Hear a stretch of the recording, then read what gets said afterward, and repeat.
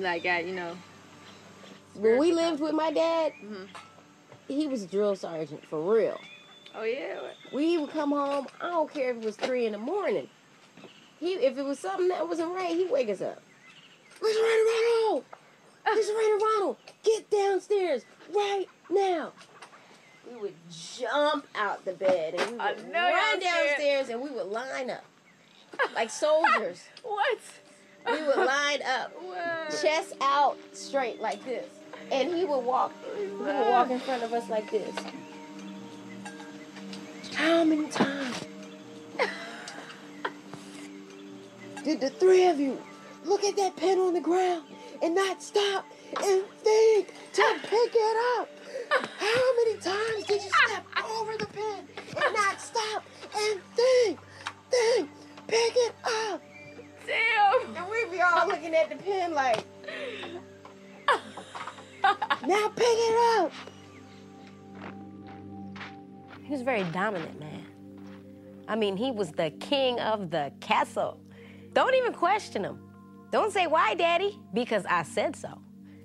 Whenever I did bad in school, I got the heavy-duty punishment. No TV, no radio, no front porch, no backyard, no boyfriends, no nothing. Sit in your room and think. He was kind of abusive when it came to my mother.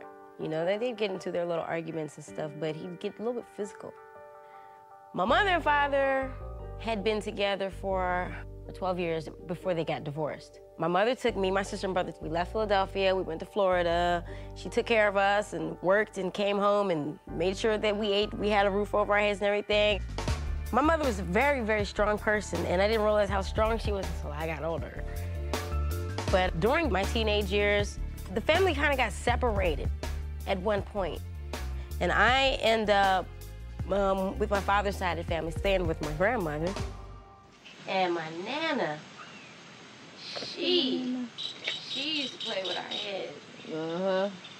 So anyway, when I was living with her, you don't even understand. You seen Mommy Dearest? That whole situation, I'm not exaggerating. Hiding the iron. The iron and hanging. Going to school with wrinkled clothes. Can't wash my hair. I will run up the water bill. Telling me that the church clothes she bought me still belong to her because she bought them, so I only look good in church. My grades started to go down because of so many problems. Couldn't concentrate. So my dad used to put me on punishment. One report card to the next.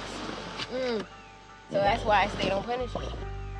But one thing that I could do, which was really strange, was drink. You know, my father come over and check on me every weekend. We'd have the case of beer, you know, and hey, we'd get down. And that was one of the ways I got a lot of attention. When I was 15, I could actually drink a large amount of alcohol and not get tipsy. So that was my thing, you know? I would drink, and my father would say, look at her go, look at her go. I left my house several times. I didn't know where I was going. I'd have to say back then, there were hard times for me. I had become so numb.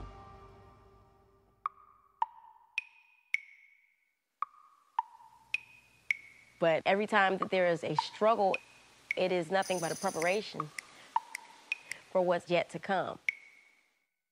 They're killing innocent people by the wink of an eye. Drug dealers helping kids to get all high. They don't care about nothing. They have no home. They're either living with the gang or all alone. Guys have 20 kids, never had a wife. Well, that's what you get when you live street life. But hey, I'm a dreamer, and I set my goals very high. So from a little girl on up, there were big things that I wanted to do. Ruling the world, you know? I'm one of those people who I believe in something to the fullest. I mean, I believe in it from my heart, and hey, strange things happen, you know?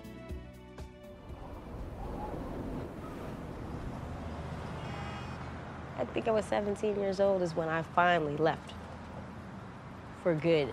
I just had to get out.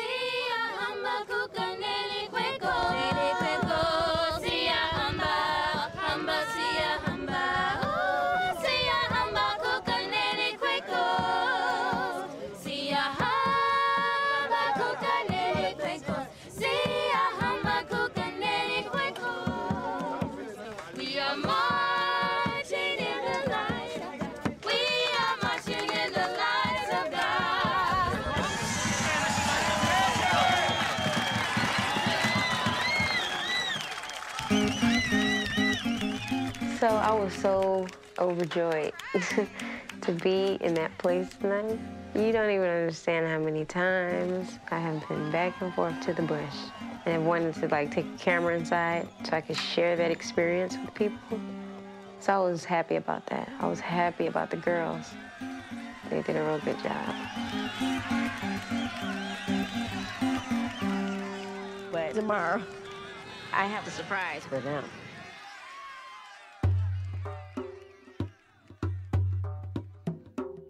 Good evening. Welcome to the Usha Research Institute.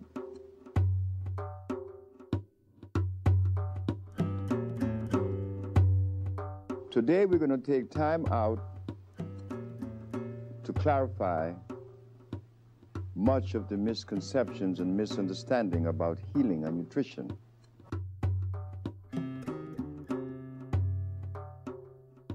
This man has shared a lot with me. We look at him as if he was a gift, you know, to come here to this place and to have someone like him around who could help us find us. And he has a very simple philosophy. Guess what? You're not just a physical being, okay? You are an entity with an energy source, you know, that is responsible for, you know, your physical well-being. I mean, I don't care what anybody says about him. You know, he really opened my eyes. He's an immigrant from Honduras who never went to school, college, or medical school. But the man known as Dr. Sebi claims to have found the cure for several life-threatening diseases, including AIDS. Dr. Sebi believes what ails you can be cured with natural alkaline herbs and a vegetarian diet solely made up of what he calls electric foods: mushrooms, greens, and rye bread without starch. I don't care what the media puts out and what people read. I believe in him. We have plums, apples, kiwi, grapes, watermelon, nectarine. The most important thing in life is to have a very good diet. Get rid of the meat, get rid of the sugar, and please get rid of the sodas. I've been cleansing on and off for 3 years now.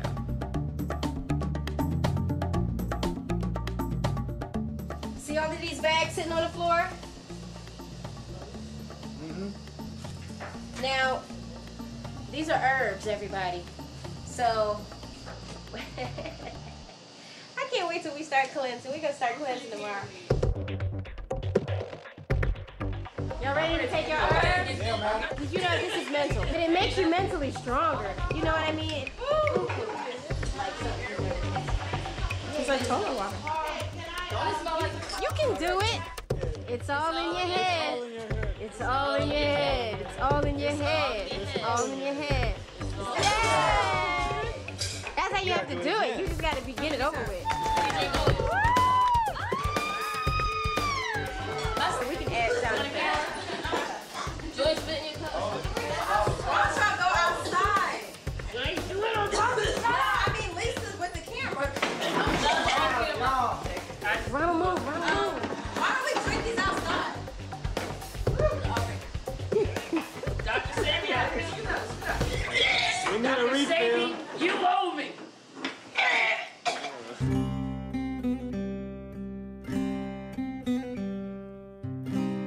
You just have to forget about it. Act like you're not drinking it. You gotta like psych yourself out. It's all in your head. It's all in your head. It's all in your head. It's all in your head. You do it, It's all Jazz. in your head. Come on, Jasmine. It's all in your head. It's all in your head. Swallow it, swallow it, swallow it. It's all in your head. You got it, got it, got it. You got this. It's all in your head. It's all in your head. It's all in your head. It's all in your head. Which one of them? Okay. Did you drink yours, Lisa? No, I'm about to. Yeah, but give me the camera. Where's yours at? Dr. Sabi's herbs, take one. Every sip, I'm telling you, every sip going down your throat, you have to say to yourself, F it. F it. F it. Effort to F it. What's epic? For the people who don't curse. I'm ready for F it, F it, F it, F it. This is the bitters. Lisa's about to show y'all how it's supposed to be done. Lisa is a rider. I can't deny you. You know what else? Refreshing. We're going hiking, y'all.